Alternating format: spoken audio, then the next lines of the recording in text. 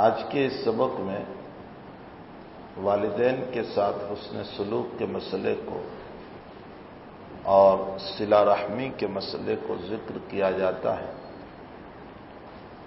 اللہ کے نبی علیہ الصلاۃ والسلام نے والدین کے ساتھ حسن سلوک کے مسئلے پر بہت زور دیا ہے۔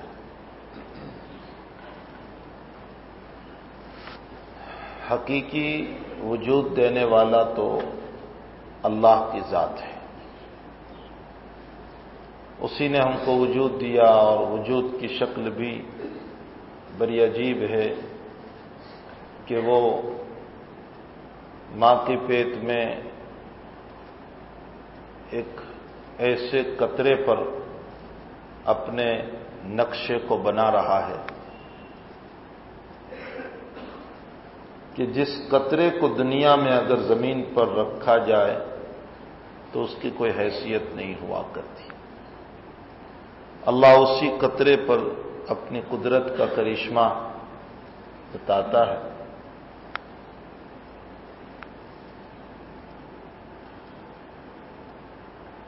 یہ عجیب ہے۔ میں نے اپنے اس سفر کے درمیان ایک جگہ رب کریم کی کاریگری کو بیان کرتے ہوئے میں نے یوں کہا کہ دیکھیے، اللہ تعالیٰ فرماتے ہیں انزلنا من السماء ماء طہورا، ہم نے آسمان سے پانی برسایا، پاک پانی۔ لیکن عجیب ہے کہ اللہ اس پانی کو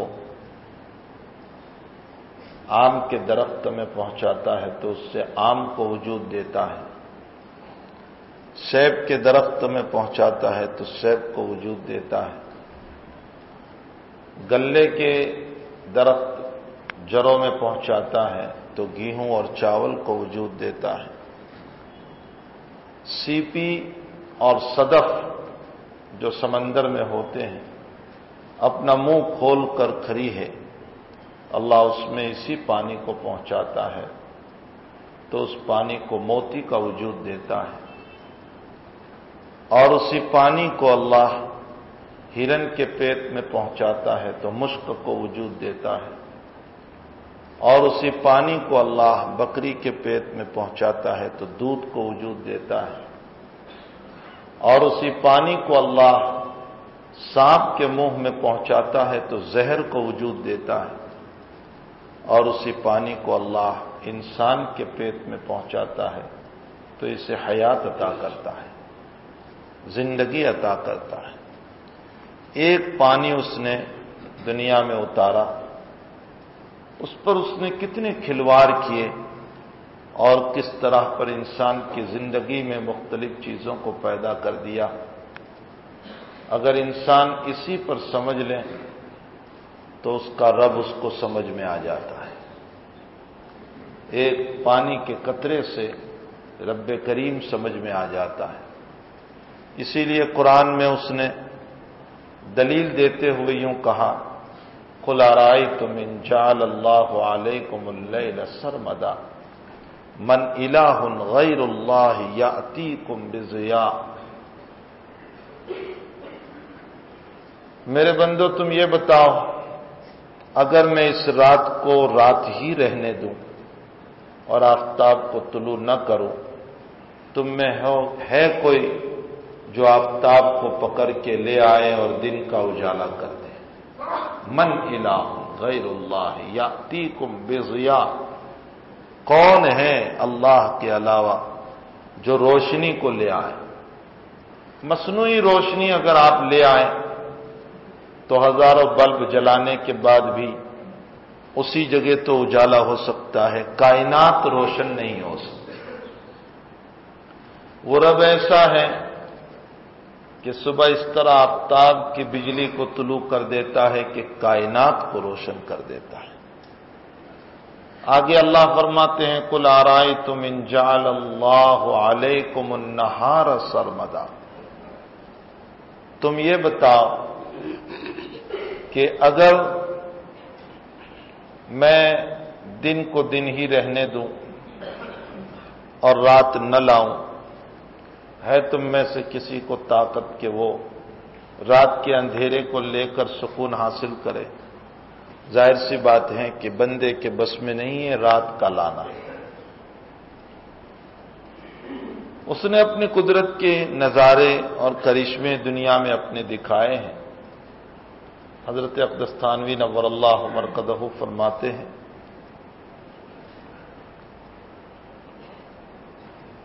حضرت تو حضرت تھے، اللہ تعالیٰ نے حکیم الامت ان کو بنایا تھا۔ آج ہی ایک بات سبق میں آئی بخاری شریف میں، تو میں نے اپنے بچوں سے آج ہی صبح کے سبق میں کہا کہ اللہ کے نبی سب سے زیادہ علم والے ہیں، دنیا میں آپ سے بڑھ کر علم کسی کے پاس ہے، اور جس کو اللہ کا علم جتنا زیادہ ہو اتنا ہی تقویٰ بھی اس کے پاس زیادہ ہوگا۔ مسئلہ مسلم ہے۔ بات اصل اس پر آئی تھی کہ علم حدیث کو پڑھنے کی فضیلت کیا ہے، تو اس پر فضیلت بیان کرتے ہوئے ایک آیت آئی، انما یخشی اللہ من عبادہ العلماء، اللہ سے ڈرنے والے تو علماء ہی ہے۔ یہ اللہ قرآن میں کہہ رہا ہے، آخر علماء ہی ڈرنے والے ہیں، یہ کیوں کہہ رہا ہے؟ اس کی وجہ یہ ہے کہ عالم کے پاس اللہ کا علم زیادہ ہے، اور جب وہ اللہ کو پہچانتا زیادہ ہے تو اللہ سے ڈرتا بھی زیادہ ہے۔ تو جس کو جتنا علم اپنے رب کا ہوگا وہ اتنا اپنے رب سے ڈرے گا۔ اگر یہاں کوئی بزرگ آ جائے اور آپ کو علم ہی نہیں کہ یہ کون صاحب ہیں تو آپ پر کوئی احساس نہیں ہوگا، لیکن اگر آپ کو پہلے سے پتا ہو کہ یہ فلاں بزرگ ہے، علم ہے، تو ظاہر سی بات ہے کہ آپ لپک پڑیں گے، دوڑ پڑیں گے۔ اللہ کے حبیب فرماتے ہیں انا اعلم و اتقی، میں سب سے زیادہ اللہ کا علم رکھنے والا۔ تو جب آپ کو علم زیادہ ہے اللہ کا تو اللہ کا خوف بھی زیادہ ہوگا، تقویٰ بھی زیادہ ہوگا۔ اب سوال یہ ہوتا ہے کہ جب اتنا زیادہ اللہ کا خوف تھا، اللہ کا تقویٰ تھا، تو پھر آپ تو ہنستے بھی تھے، آپ تو مذاق بھی کرتے تھے۔ جو آدمی اتنا زیادہ ڈرا ہوا ہو وہ ہنستا ہے کیسے؟ وہ مذاق کیسے کرتا ہے؟ وہ بیویوں سے ملاقات کیسے کرتا ہے؟ یہاں ذرا سے یہ پولیس کے دندے کی آواز آتی ہے تو رات بھر کی نیند خراب ہو جاتی ہے، اتنے سے ڈر پر۔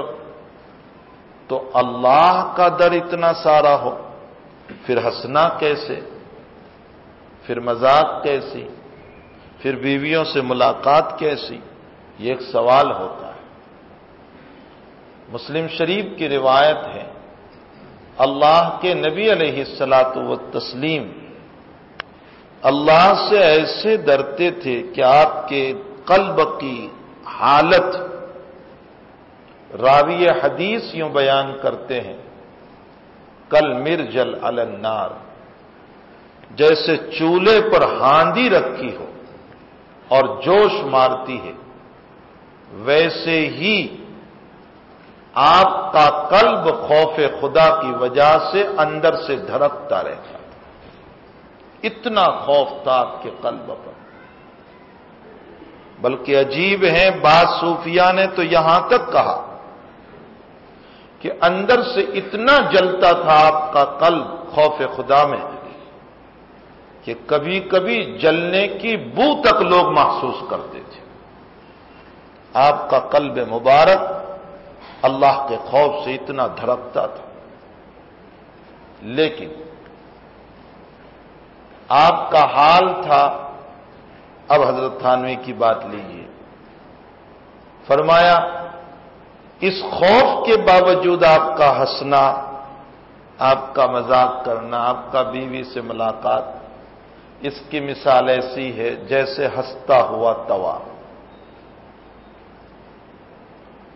چولہے پر کبھی ہم توا رکھتے ہیں تو توا گرم ہوتا ہے، نیچے ایک لکیر ہوتی ہے، سرخ سرخ ایک لکیر ہو جاتی ہے۔ عورتیں کہتی ہے توا ہنس رہا ہے۔ بظاہر ہمیں وہ توا ہنستا ہوا نظر آتا ہے، لیکن کوئی ہاتھ تو رکھ دے اس کے اندر، اس کا ہاتھ جل کر کے ختم ہو جائے گا، پھپھولے اٹھ پڑیں گے۔ فرمایا اللہ کے حبیب پاک صلی اللہ علیہ وسلم بھی اسی طرح بظاہر ہنستے ہوئے توے کی طرح نظر آتے تھے، لیکن اگر آپ کے قلب مبارک پر کوئی ہاتھ رکھ دیں تو شاید اس کا قلب بھی جل جاتا۔ اللہ کے حبیب پاک صلی اللہ علیہ وسلم سب سے زیادہ علم رکھنے والے، اور اللہ کا خوف اور خشیت اور تقوی بھی اتنا ہی تھا۔ میں تو یہ کہہ رہا تھا کہ حق تعالی شانہ حضرت تھانوی فرماتے ہیں کہ دیکھیے تم نے نوالا اٹھایا اور منہ میں رکھا اور چبایا، ہمارے بس میں اتنا ہی، نوالا بنا کر منہ میں رکھو اور چباؤ، اس سے آگے نیچے اتارنا، پھر ایک سانس کی نلی اور ایک کھانے کی نلی، تو سانس کی نلی سے بچا کر کھانے کی نلی میں کھانے کو روانہ کرنا، جاری کرنا، یہ ہمارے بس میں نہیں تھا۔ اللہ ہی سانس کی نلی سے بچا کر کھانے کی نلی میں اتار رہا ہے۔ کبھی کبھی ایک دانہ سانس کی نلی میں جاتا ہے، کھانسی شروع ہو جاتی ہے، آنکھوں سے پانی نکل آتا ہے، بے چین ہو جاتے ہیں ہم۔ ایک دانے کے جانے پر یہ حالات ہیں، اگر پورا نوالا سانس کی نلی میں اتر جائے تو ہمارا کیا حال ہوگا، روح نکل جائے گی۔ فرمایا وہ کون سی ذات ہے کہ جس نے کھانے کی نلی سے بچا کر سانس کی نلی سے بچا کر کھانے کی نلی میں کھانا روانہ کیا۔ اگر تو اسی پر غور کر لے تو اپنا رب اور اپنا مولا سمجھ میں آ جاتا ہے، اپنا اللہ سمجھ میں آ جاتا ہے۔ اس رب کریم نے ماں کے پیٹ میں ایک اس قطرے پر جو زمین پر گرے تو کوئی اس کو دیکھنے کے لیے تیار نہیں، اس قطرے پر وہ کاریگری کی اور ایک خوبصورت انسان اس سے پیدا کیا۔ حضرت اقدس تھانوی رحمۃ اللہ علیہ سے سوال ہوا کہ حضرت عجیب مسئلہ ہے، اتنی چھوٹی سی رحمدانی اور اس میں اتنا بڑا بچہ، یہ کیسے ہوتا ہے؟ تو حضرت نے فرمایا کہ رحم اور حرم، ان دونوں میں اللہ نے وسعت رکھی ہے۔ رحم اور حرم دونوں کے حروف ایک ہی ہے، رحم اور حرم کے حروف ایک ہی ہیں، تھوڑے سے آگے پیچھے کر دو تو رحم اور حرم دونوں میں وسعت ہے۔ رحم میں بھی چھوٹا بچہ ہے تو چھوٹا، اور بڑا ہوا تو بڑی تھیلی ہو جاتی ہے۔ حرم میں بھی جتنے لوگ جاتے ہیں سب سما جاتے ہیں، تو ان دونوں میں اللہ نے وسعت رکھی ہے، رحم اور حرم۔ حضرت تھانوی علیہ الرحمہ سے کسی نے ایک عجیب سوال کیا، چلیے قدرت خداوندی پر بات یاد آ گئی تو میں عرض کروں۔ حضرت سے کسی نے سوال فرمایا کہ حضرت عجیب مسئلہ ہے، بچے کی پیدائش کے بعد تحنیک کے لیے جس پھل کو اختیار کیا گیا وہ پھل تو بہت سخت ہے، کھجور کا پھل ہے جس سے تحنیک کروائی جاتی ہے، تو کھجور کا پھل جو ہے وہ تو بڑا سخت ہوتا ہے۔ فرمایا عرب میں انگور بھی تو تھا، بلکہ اس وقت کثرت سے انگور ملتا تھا، بلکہ عرب کی شراب ہی انگور سے بنتی تھی۔ عرب میں اس وقت سب سے زیادہ شراب انگور سے بنتی تھی، بلکہ عرب کے لوگ انگور کو کرم کہتے تھے۔ اللہ کے نبی جب تشریف لائے تو آپ نے ارشاد فرمایا لا تقولوا العنب الکرم فإن الکرم صفت المؤمن، رواہ مسلم۔ فرمایا انگور کو کرم نہ کہو۔ اصل میں عربوں نے انگور کا نام کرم اس لیے رکھا تھا کہ شراب ان کی چاہت تھی اور انگور سے شراب بنتی تھی، تو انگور کا نام کرم اور سخی رکھ دیا۔ اللہ کے نبی نے فرمایا انگور کو کرم نہ کہو، کرم تو مومن کی صفت ہے۔ تو اس زمانے میں انگور بھی تو موجود تھا، اور انگور بالکل نرم پھل ہے، اس کو یوں دباؤ تو اس کا پانی نکل آئے گا، بچے کے منہ میں ڈال دیا جاتا، بڑا فائدہ بھی اس سے ہوتا۔ یہ کھجور کا پھل جو ہے بہت سخت، پھر ابھی 1-2 دن کا بچہ، 3 دن کا بچہ، اور اس کو چبا کر اس کے منہ میں رکھنا، یہ کیسے ہضم کرے گا؟ تو آخر اللہ کے نبی نے تہنیک کے لیے کھجور کا انتخاب کیوں فرمایا، انگور کا انتخاب کیوں نہیں کیا؟ سوال بہت بڑا ہے۔ حضرت اس کا بڑا عجیب جواب دیتے ہیں۔ حضرت نے فرمایا کہ ساری دنیا بحث کر رہی ہے اس بات کے اوپر کہ پیدائش کے بعد سب سے پہلے کون سی تعلیم دی جائے۔ ساری دنیا، ہر مذہب میں یہ بحث ہو رہی ہے کہ پیدائش کے بعد سب سے پہلے کون سی تعلیم بچے کو دی جائے۔ کوئی کیا تعلیم، کوئی کیا تعلیم، کوئی KG1 سے اس کو سکھا رہا ہے کہ تجھے بندوق سے لڑنا ہے، تجھے انگور سے، تجھے فلاں اور تجھے فلاں، کوئی کیٹ سکھا رہا ہے، بلی سکھا رہا ہے، ڈاگ سکھا رہا ہے، کوئی کیا سکھا رہا ہے۔ بچپن ہی سے یہ تعلیم دی جا رہی ہے۔ قربان جائیے مذہب اسلام پر، وہ یوں کہہ رہا ہے کہ پہلے توحید کی تعلیم دو، اللہ کی تعلیم دو پہلے۔ اسی لیے بچہ پیدا ہوا تو فوراً سیدھے کان میں اللہ اکبر سے اذان کہلوائی اور بائیں کان میں تکبیر کہلوائی، اور پھر دونوں کان کا استعمال کیا گیا۔ حالانکہ اللہ کا نبی یہ بھی کہہ سکتا تھا کہ سیدھے کان میں اذان دی ہے تو اسی کان میں تکبیر بھی کہہ دی جائے، یہ الٹے کان میں تکبیر کیوں کہلوا رہے ہیں؟ دونوں کان کا استعمال کر کے اس بات کی طرف نبی کریم صلی اللہ علیہ وسلم اشارہ کرنا چاہتے ہیں کہ ایک کان سے سن کر دوسرے کان سے نکال نہ دینا، بلکہ دونوں سے سن کر قلب پر بٹھانے کی کوشش کرنا۔ تو پیدا ہوتے ہی کان سے توحید کی تعلیم دی گئی، یہ تو کان سے توحید قلب پر پہنچائی گئی، اور کھجور کے پھل کا انتخاب کر کے بھی توحید کو قلب پر پہنچایا گیا، اس لیے کہ کھجور کی مثال ایمان سے ہے۔ اللہ تعالیٰ قرآن کریم میں فرماتے ہیں کشجرۃ طیبۃ اصلها ثابت وفرعها في السماء تؤتي اکلها كل حين بإذن ربها ويضرب الله الامثال للناس والله بكل شيء عليم۔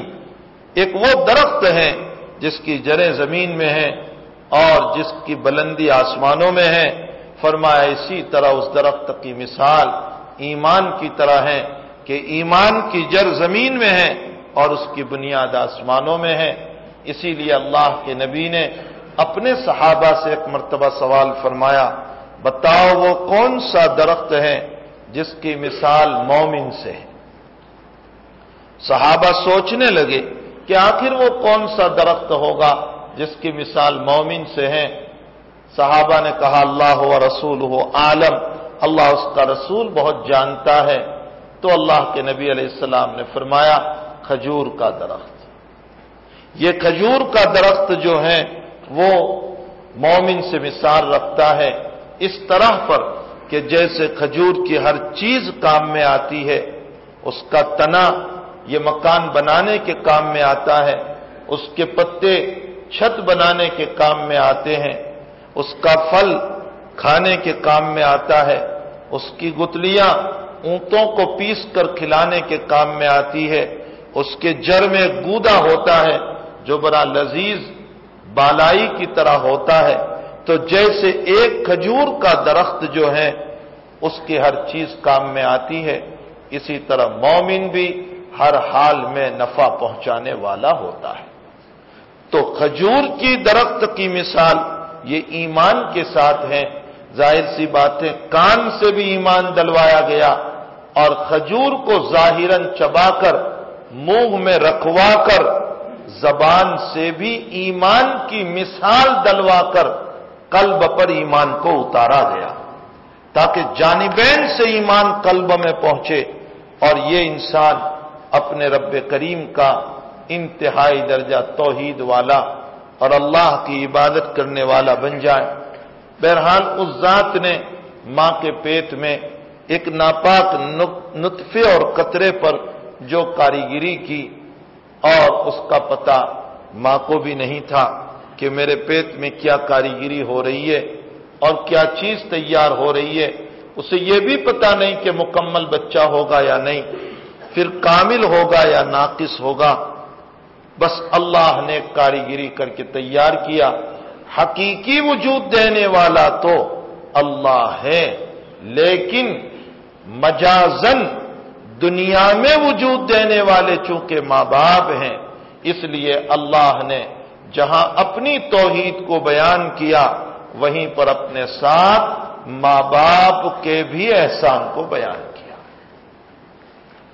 چونکہ دونوں وجود دینے والے، ایک حقیقتاً وجود دینے والا اور ایک دنیاوی اور ظاہری اعتبار سے وجود دینے والا، تو اللہ نے جگہ جگہ پر والدین کو رب کریم کے ساتھ بیان کیا۔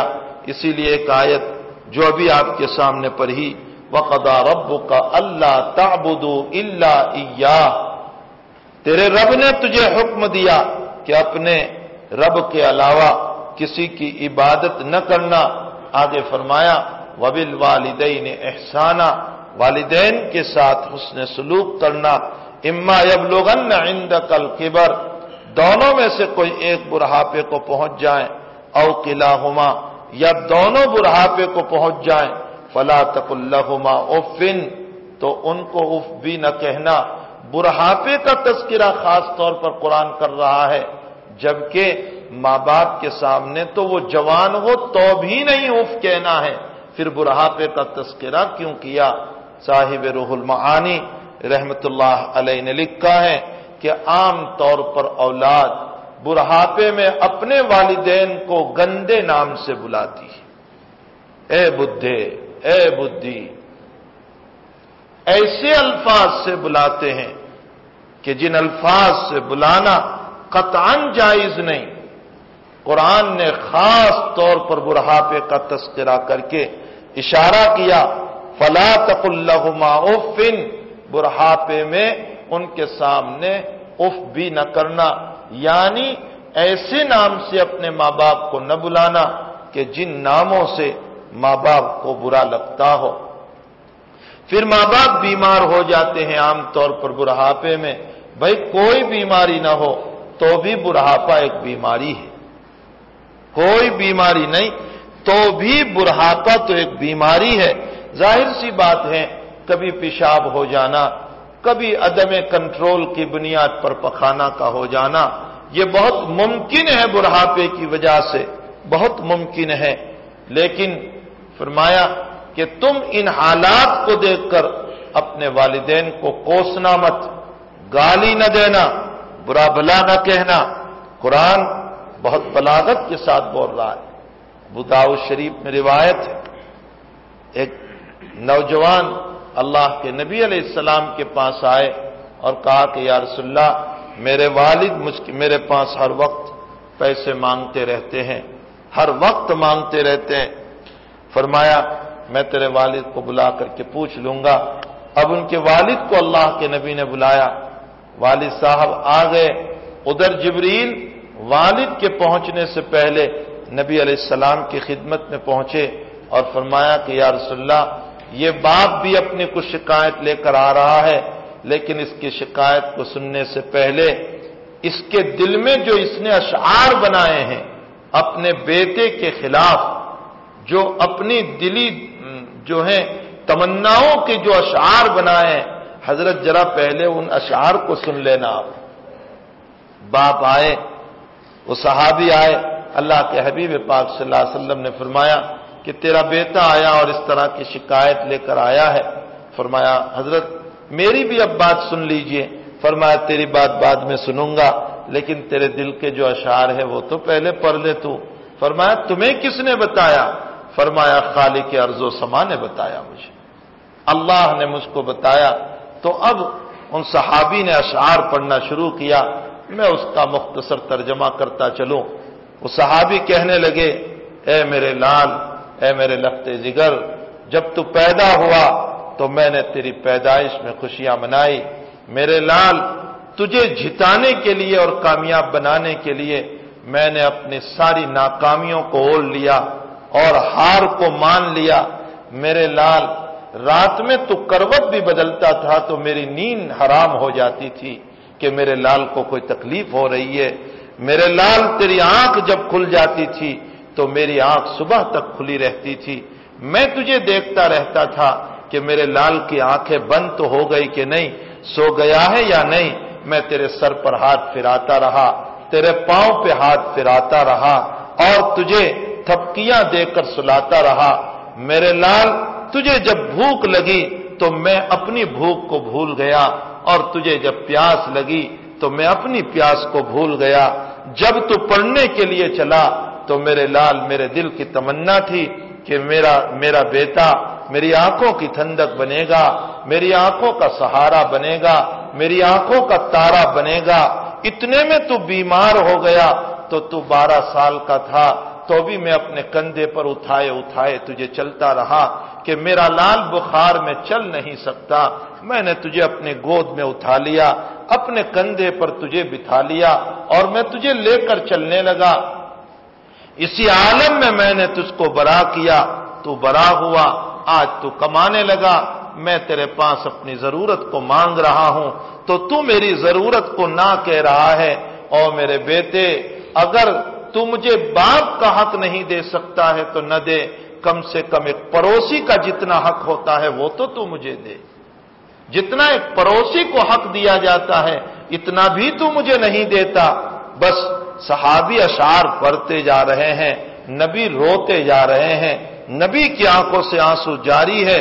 اللہ کے حبیب نے اس جوان کا یوں کپڑا پکڑا، گریبان پکڑا اور دھکا دیا باپ کی طرف اور فرمایا، انت و مالک لابیک، تو بھی تیرے باپ کا ہے اور تیرا مال بھی تیرے باپ کا ہے۔ یعنی تیرا باپ ضرورت کی بنیاد پر تیرے سارے مال کو استعمال کرے گا اور تیرے سارے مال سے فائدہ اٹھائے گا، تجھے انکار کی گنجائش نہیں ہوگی۔ بہرحال والدین، فلا تقل لهما اف، بڑھاپے کا تذکرہ قرآن خاص طور پر اس لیے کر رہا ہے کہ ویسے تو جوانی میں بھی اپنے ماں باپ کو برا نہیں کہنا، لیکن عمومی طور پر بڑھاپے میں معذور ہو جاتے ہیں، مجبور ہو جاتے ہیں، پیشاب ہو جانا بہت ممکن، پخانہ ہو جانا بہت ممکن۔ فرمایا اس حالت میں اپنے والدین کو ایسے نام سے نہ بلانا جس سے ان کا دل دکھے، ان کے دل کو ٹھیس پہنچے، ان کے دل کو تکلیف ہو۔ ایک عجیب مسئلہ ہے، میرے نبی علیہ الصلوۃ والسلام جب مدینۃ المنورہ سے 4 سال کے عمر ہیں اور اپنی والدہ کے ساتھ چلے ہیں اور مختلف مقامات پر ٹھہرتے ٹھہرتے ذوالحلیفہ، عقیق، ودان وغیرہ مقامات پر ٹھہرتے ہوئے، عصفان وغیرہ مقامات پر ٹھہرتے ہوئے مقام ابوا پر پہنچے، ماں بیمار ہو گئی۔ ابن ہشام نے اس پورے واقعے کو نقل کیا ہے، ماں بیمار ہو گئی، سانس پھولنے لگا، بے ہوشی طاری ہونے لگی۔ اللہ کے حبیب اپنی ماں کے سینے پر اپنا سر رکھ کر سوئے ہوئے ہیں۔ آمینہ کو جب ہوش آتا تو وہ اپنے لال کے سر پر ہاتھ پھراتی۔ اسی طرح رات گزر گئی، دوسرا دن آفتاب طلوع ہو گیا، طلوع آفتاب کے بعد ماں کی سانس اور پھولنے لگی، موت کا نظارہ سامنے آنے لگا اور آمینہ ایک لمبی مدت بے ہوش رہی اور بے ہوش رہنے کے بعد آنکھ کھلی تو اپنے لال کے سر پر ہاتھ پھرایا اور وہ آخری ہاتھ تھا پھر وہ ہاتھ زمین پر گر گیا اور قیامت تک کے لیے گر گیا۔ یعنی آپ کی والدہ کا انتقال ہو گیا، موت ہو گئی، اگرچہ موت ہو گئی لیکن بزبان حال آپ یہ کہہ کر گئی، آمینہ یہ کہہ کر گئی کہ میں جا رہی ہوں، لیکن میرے پیچھے میرے اس لال کو چھوڑ کر جا رہی ہوں کہ جو ایسا آفتاب ہے کہ جو ساری دنیا کو روشن کرے گا اور سب کے قلوب کو منور کرے گا۔ جب موت ہو گئی، تدفین ہو گئی، تو تدفین کے بعد اللہ کے حبیب ام ایمن جو باندھی ہے ساتھ میں، اس سے پوچھ رہے ہیں کہ امی کہاں گئی؟ فرمایا موت ہو گئی۔ حضور کو نہیں معلوم تھا کہ موت کیا ہوتی ہے، آپ نہیں جانتے تھے، 4 سال کے بچے، موت کیا ہوتی ہے آپ نہیں جانتے تھے۔ ایک جگہ پر میرا جانا ہوا جنازے میں، تو چھوٹا سا بچہ، اس کے والد صاحب میرے دوست تھے، کینسر کی بیماری میں ان کا انتقال ہو گیا، تو عصر کے بعد جنازہ تھا، ان کا چھوٹا سا بچہ، میں جنازے کی نماز کے لیے جب آگے بڑھا تو وہ قریب آیا اور مجھے کہنے لگا میرے ابا کے ساتھ مجھے بات کراؤ نے۔ چھوٹا سا 3 سال کا بچہ ہے، مجھے کہنے لگا میرے ابا کے ساتھ مجھے بات کراؤ۔ میں نے کہا بیٹے تمہارے ابا کی زبان ہمیشہ کے لیے خاموش ہو گئی، اس لال کو کیا پتا کہ یہ شیشہ ٹوٹ چکا ہے اور کل کو ہم بھی بڑے ہو کر ہمارا شیشہ بھی ٹوٹنے والا ہے، ہم بھی قبر میں اترنے والے ہیں اور ہمارے شیشے بھی ٹوٹ پھوٹ کر ختم ہونے والے ہیں۔ بہرحال اللہ کے نبی کو نہیں پتا تھا کہ موت کیا ہوتی ہے۔ پوچھنے لگے ام ایمن سے کیا موت کیا چیز؟ فرمایا بس دنیا سے رخصت ہو گئی، روح نکل گئی۔ بہرحال تدفین ہو گئی تو دفن کے بعد اللہ کے حبیب ماں کی قبر پر ایسے چمٹ گئے جیسے زندہ ماں کی کوکھ پکڑ کے بچہ چمٹا کرتا ہے۔ یہ ماں کی محبتیں ہیں، ماں کا پیار ہے، والد کا دلار ہے۔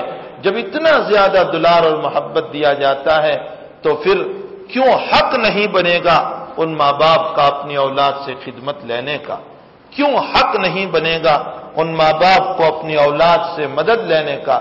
اللہ جل شانہ فرماتے ہیں فَلَا تَقُل لَّهُمَا أُفٍّ وَلَا تَنْهَرْهُمَا، اور ان کو جھڑکنا بھی مت، وَقُل لَّهُمَا قَوْلًا كَرِيمًا، اور فرمایا ان سے نرمی سے بات کرنا، ان سے محبت سے بات کرنا، ان سے پیار سے بات کرنا، وَاخْفِضْ لَهُمَا جَنَاحَ الذُّلِّ مِنَ الرَّحْمَةِ، اور رحمت کے ساتھ ان کے سامنے جھکے رہنا، وَقُل رَّبِّ ارْحَمْهُمَا، اور یوں دعا کرنا اے میرے رب تو ان دونوں پر رحم فرما، کما ربیانی صغیرہ، جیسا کہ ان دونوں نے مجھ پر بچپن میں رحم کیا تھا، میرے ساتھ کس پیار سے یہ پیش آئے تھے۔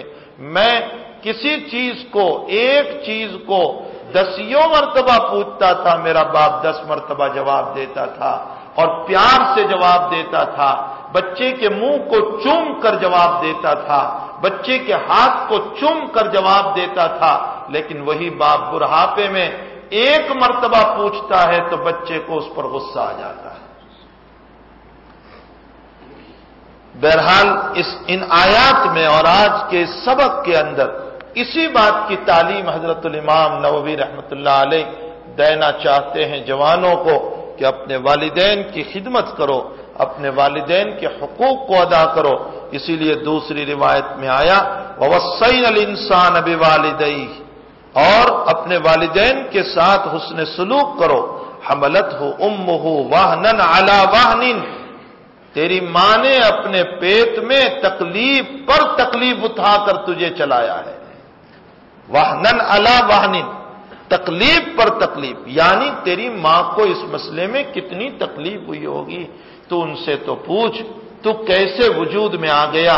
جب تک تو پیٹ میں تھا اس ماں کا کھانا حرام ہو چکا تھا، جب تک تو پیٹ میں تھا اس ماں کا سونا حرام ہو چکا تھا، وہ پیٹ کے درد کو لے کر چلتی رہی، وہ ماں کھانا کھا رہی ہے اور فوراً وومیٹنگ ہو رہی ہے، انتہائی پریشانیوں میں اس کی زندگی، اس نے سب کچھ چھوڑ دیا یہ سوچ کر کہ میں کھانا چھوڑ سکتی ہوں لیکن میرے لال کو تکلیف نہ ہونے پائے۔ فرمایا قرآن اس نقشے کو کھینچ رہا ہے، حملت امہ وہنا علی وہن، وفصالہ فی عامین، اور 2 سال میں دودھ چھرایا، یعنی تجھے 2 سال تک دودھ پلایا۔ انشکر لی ولوالدیک، اللہ کہہ رہا ہے میرا بھی شکر ادا کر، پہلے اس لیے کہ میں رب حقیقی ہوں، میں تجھے وجود دینے والا ہوں، ولوالدیک، اور تیرے والدین کا بھی شکر ادا کر، اس لیے کہ مجازن اور ظاہری اعتبار سے انہوں نے تجھے وجود دیا ہے۔ تیسری آیت میں فرمایا وَاعْبُدُوا اللَّهَ وَلَا تُشْرِكُوا بِهِ شَيْئًا وَبِالْوَالِدَيْنِ إِحْسَانًا، اللہ کی عبادت کرو، اس کے ساتھ کسی کو شریک نہ کرو، اور والدین کے ساتھ حسن سلوک کرو، وَبِذِي الْقُرْبَىٰ، اور رشتہ داروں کے ساتھ حسن سلوک کرو، یتیموں کے ساتھ، مسکینوں کے ساتھ، قریبی رشتہ داروں کے ساتھ، قریبی پڑوسیوں کے ساتھ، والجار الجنب، اور دور کے پڑوسیوں کے ساتھ، والصاحب بالجنب، اور اپنے دوست و احباب کے ساتھ، وابن السبیل، اور مسافروں کے ساتھ، وما ملکت ایمانکم، اور ان لوگوں کے ساتھ جو تمہارے ہاتھ کے نیچے کام کرنے والے ہیں، یعنی غلام اور باندیا۔ چوتھی آیت میں فرمایا والذین یصلون ما امر اللہ بہ ان یوصل، وہ لوگ جو صلہ رحمی کرتے ہیں جیسے اللہ نے حکم دیا۔ ان تمام آیات سے حضرت الامام نووی رحمۃ اللہ علیہ کتاب کے پڑھنے پڑھانے والوں کو اس بات کی تعلیم دے رہے ہیں کہ والدین کے ساتھ حسن سلوک کرنا چاہیے، اور یہ وجوب کے درجے میں۔ فرماتے ہیں روایت عن ابی عبد الرحمن عبداللہ بن مسعود رضی اللہ تعالی عنہما قال سألت النبی صلی اللہ علیہ وسلم ای العمل احب الی اللہ تعالی قال الصلاة على وقتها قلت ثم ای قال بر الوالدین قلت ثم ای قال الجہاد فی سبیل اللہ متفق علیہ۔ عبداللہ ابن مسعود رضی اللہ تعالیٰ عنہ فرماتے ہیں کہ میں نے نبی کریم صلی اللہ علیہ وسلم سے سوال کیا کون سا عمل سب سے افضل ہے اللہ کے نزدیک، اور کون سا عمل سب سے محبوب ہے اللہ کے نزدیک؟ فرمایا وقت پر نماز پڑھنا۔ نماز تو بہت سارے لوگ پڑھتے ہیں لیکن قضا کر کے پڑھتے ہیں، وقت پر نماز پڑھنا، اور پھر وقت بھی وقت مستحب ہو، اس وقت میں نماز پڑھنا اللہ کو بہت پیارا ہے۔ فرمایا اور کون سا عمل؟ فرمایا بر الوالدین، والدین کے ساتھ حسن سلوک کرنا، اچھا معاملہ کرنا، یہ سب سے افضل عمل ہے۔ پھر فرمایا اور کون سا؟ فرمایا الجہاد فی سبیل اللہ، اللہ کے راستے کی محنت، یہ سب سے افضل ہے۔ دوسری روایت میں عن ابی ہریرہ رضی اللہ تعالی عنہ قال قال رسول اللہ صلی اللہ علیہ وسلم لا یجزی ولد والدا الا ان یجدہ مملوکا فیشتریہ ویعتقہ، رواہ مسلم۔ فرمایا اگر اپنے باپ یا ماں کو کسی کے وہاں غلامی میں دیکھو تو صالح اولاد وہ ہیں جو اس کو خرید لیں اور خرید کر اپنے ماں باپ کو آزاد کر دیں۔ یہ عربوں میں پہلے تھا ایسا غلام اور باندی کا رواج۔ فرمایا اگر ماں باپ کسی کے وہاں غلام ہیں تو صالح اولاد وہ ہیں جو اپنے ماں باپ کو خرید کر اس کو آزاد کر دیں۔ وعنہ ایضا ان رسول اللہ صلی اللہ علیہ وسلم قال من کان یؤمن باللہ والیوم الآخر فلیکرم ضیفہ، جو اللہ اور روز آخرت پر ایمان رکھتا ہو اسے چاہیے کہ اپنے مہمان کے ساتھ اچھا معاملہ کرے، اس کا اکرام کرے۔ ومن کان یؤمن باللہ والیوم الآخر، اور جو اللہ روز آخرت پر ایمان رکھتا ہو اس کو چاہیے کہ وہ صلہ رحمی کریں۔ ومن کان یؤمن باللہ والیوم الآخر، اور جو اللہ اور روز آخرت پر ایمان رکھتا ہو فلیقل خیرا او لیصمت، اگر بولے تو اچھی بات بولے ورنہ تو خاموش رہے۔ دوسری روایت میں ہے اگر تم خاموش رہو گے اور اپنے شر سے، اپنی برائی سے، اپنے غلط مشوروں سے کسی کو بچاؤ گے اللہ اس پر بھی تمہیں صدقے کا ثواب عطا کرے گی۔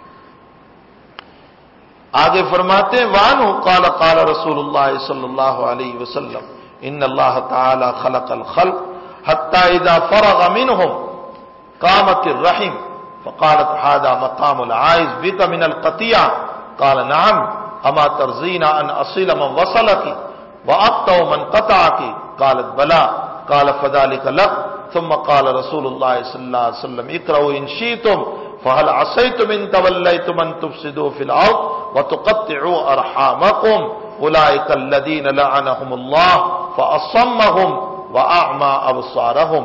اللہ نے جب اپنی تمام مخلوق کو پیدا کیا تو رحم کو بھی پیدا کیا۔ اب رحم نے اللہ کی کوکھ کو پکڑ لیا۔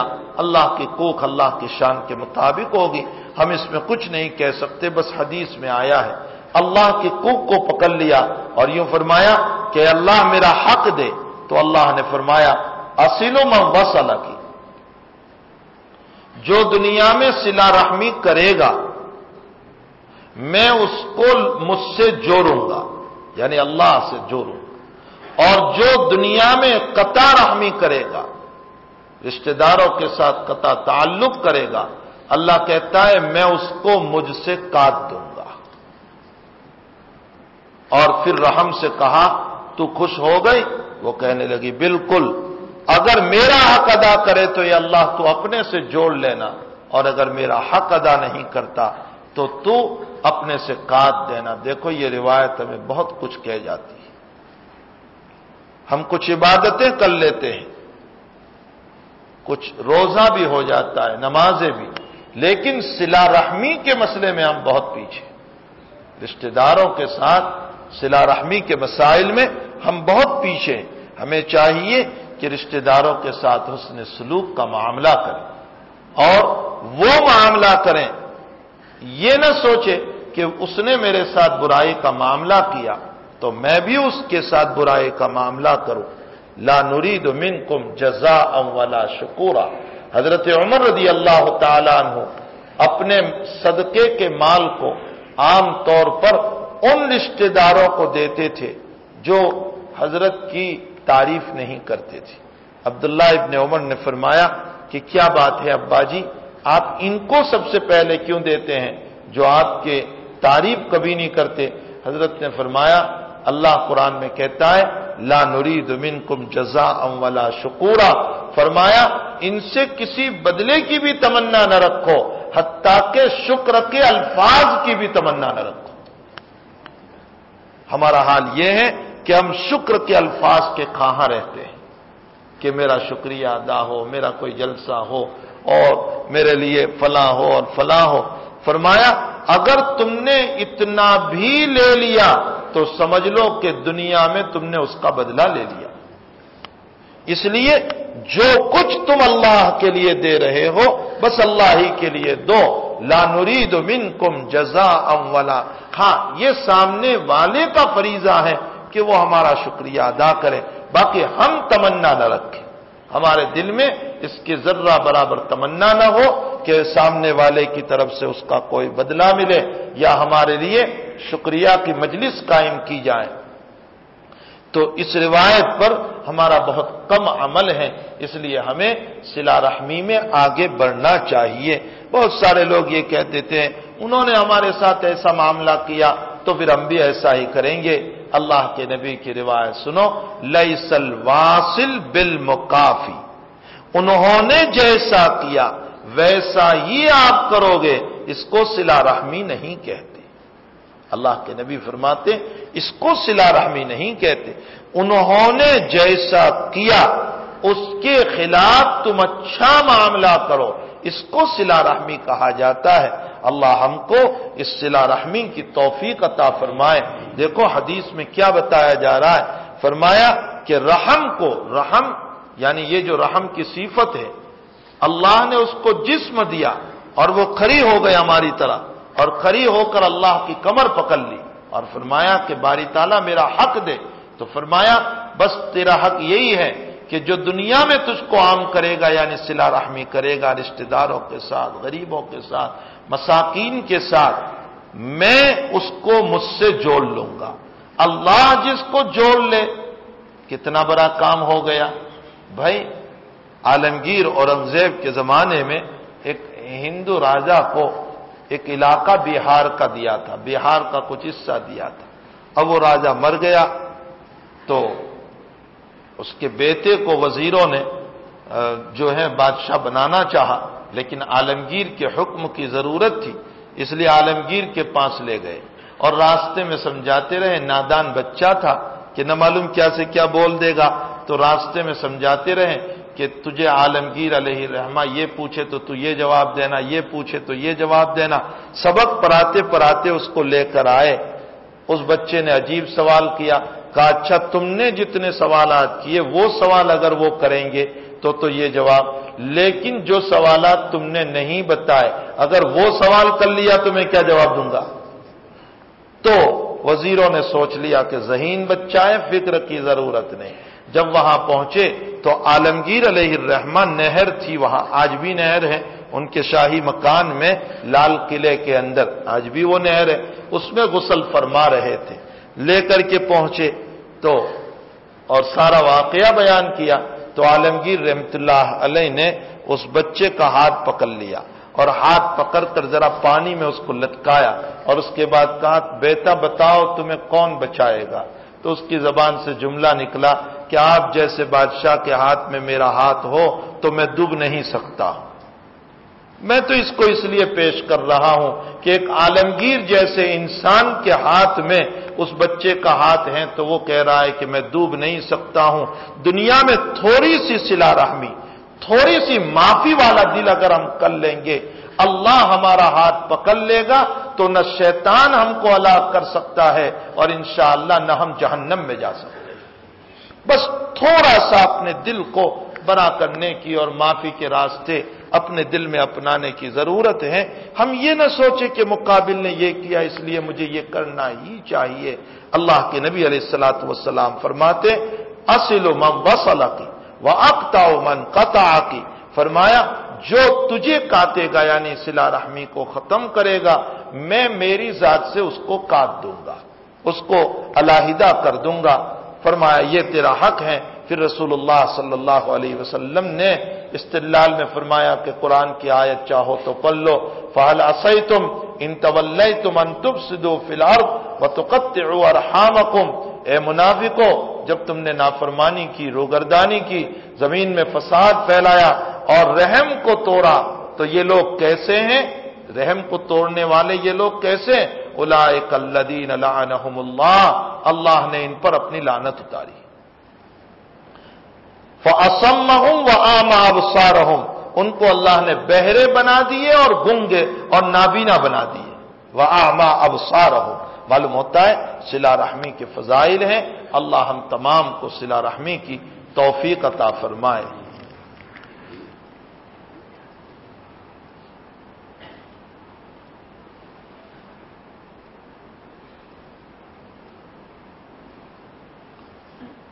پڑوسیوں کے سلسلے میں تو انشاءاللہ روایات آ ہی رہی ہے جس میں خود نبی کریم صلی اللہ علیہ وسلم ان مسائل کو ذکر کریں گے۔ اور رہ گئی معافی کا مسئلہ کہ اگر پڑوسیوں کے ساتھ کوئی مسئلہ ہوا تو اس کے لیے مسئلے کو ذکر کرنے کی ضرورت نہیں ہے، بس یوں کہہ دو کہ بھئی ہم سے کوئی قصور ہوا تو معاف کر دو، اجمالی معافی مانگ لینا کافی ہے، اس کے لیے مفصل تفصیل کرنے کی ضرورت نہیں ہے، اس لیے کہ مفصل تفصیل کرنے میں مزید اس کا دل دکھتا ہے، اور دل دکھانے کے بجائے اجمالاً ڈھکے چھپے الفاظ میں معافی مانگ لی جائے۔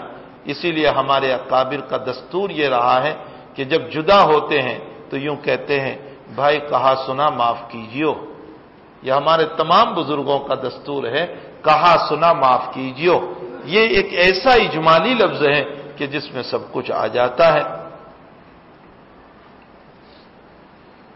باقی رہ گیا کہ صلہ رحمی جو پڑوسیوں کے ساتھ کرنا ہے اس کا طریق وغیرہ کیا ہوگا، وہ انشاءاللہ چونکہ مستقلاً اس پر روایتیں آ ہی رہی ہے تو وہاں اس پر گفتگو آ جائے گی۔ اللہ ہم تمام کو صلہ رحمی کی توفیق عطا فرمائے۔ درود شریف پڑھ لیجیے۔ اللہم صلی علی سیدنا حبیبنا و شفیعنا و سندنا مولانا محمد مبارک وسلم اللهم أعنا على ذكرك وشكرك وحسن عبادتك اللهم وفقنا لما تحب وترضى من القول والعمل وجنبنا الفواحش والمعاصي والخطايا والزلل اللهم آثرنا وأغفرنا وأصلح لنا شأننا۔ اے اللہ ہم سب کے گناہوں کو معاف فرما دے۔ رب کریم ہمیں آپ کی رضا والے اعمال کی توفیق عطا فرما، آپ کی ناراضگی والے اعمال سے ہم سب کی حفاظت فرما۔ اے اللہ رمضان تقوی کے لیے دیا تھا، مالک ہمیں تادم حیات تقوی کے ساتھ جینے کی توفیق عطا فرما۔